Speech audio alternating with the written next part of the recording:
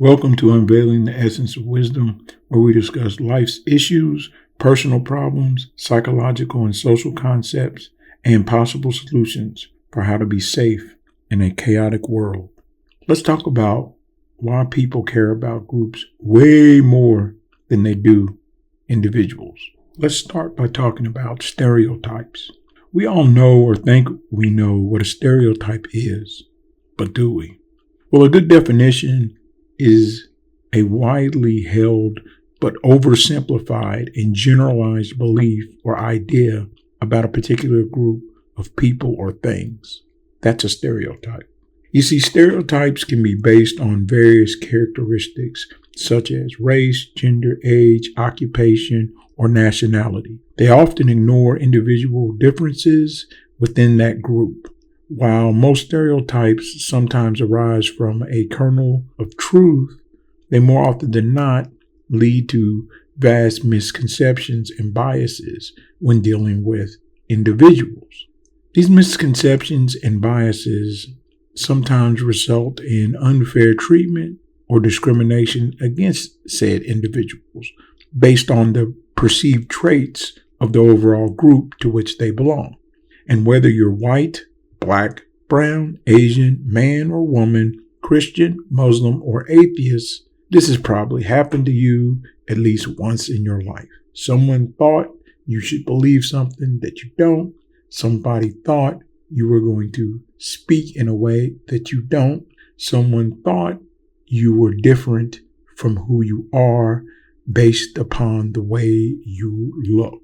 Human beings love to do this. But why do we do this?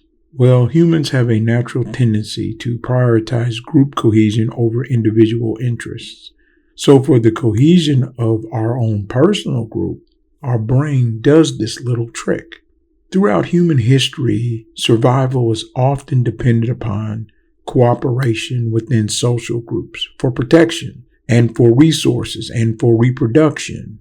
Therefore, individuals who were better able to connect within and contribute to a collective had a higher likelihood of thriving and passing on their genes. This innate drive to belong to a group and uphold its norms is deeply ingrained in human psychology. And so since we do this, we look out upon other groups and of course rightfully assume they are doing it too. So if we see large numbers of people in one group doing a thing, our brain goes, well, it's safe to assume all of the people in that group are doing that thing. And that works when you're living in tribal times. That works when you've traveled 100 miles through the wilderness and you encounter a new civilization where people were a lot more insular. But it doesn't work so well in today's modern times. And it's the cause of a lot of our pain and suffering and troubles that we have, is that everybody is judging everybody else based off of nothing. You don't know anything about the other human being you see walking down the street beside you, but we think we do. Now, before I go on, if you like what you're hearing, please like and subscribe and share this content with others who might wish to add a little wisdom into their lives. Now back to the topic. Group identity provides individuals with a sense of belonging, security, and purpose. Humans are social beings who crave connection and validation from their peers. Being part of a group offers a support system, shared values, and a common identity that can enhance an individual's self-esteem and overall well-being. The relationships formed within a group can provide emotional support, opportunities for collaboration, and a strong sense of belonging that is essential for human flourishing. Humans have a tendency to categorize themselves and others based solely on social identities such as nationality, ethnicity, religion, or political affiliation.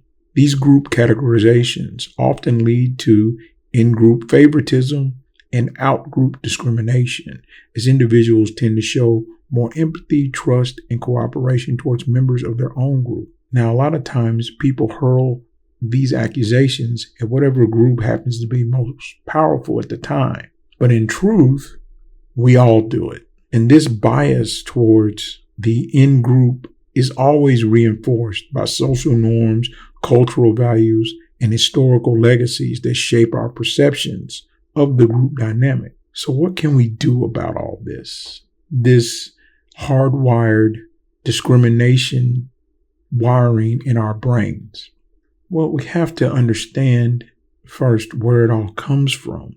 And the inclination of us humans to care more about groups than individuals is deeply rooted in our evolutionary history, our psychological needs, and again, our social dynamics. And while we use this tendency to foster cooperation and solidarity, we have to be aware at all times that this thought process often leads to conflict, prejudice, and discrimination. And we have to also recognize that our group is capable of this.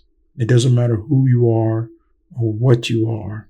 Your group has probably oppressed another. Now, this isn't me giving cover and saying it's okay for discrimination to take place because you were discriminated against. It's the exact opposite. We all need to stop discriminating.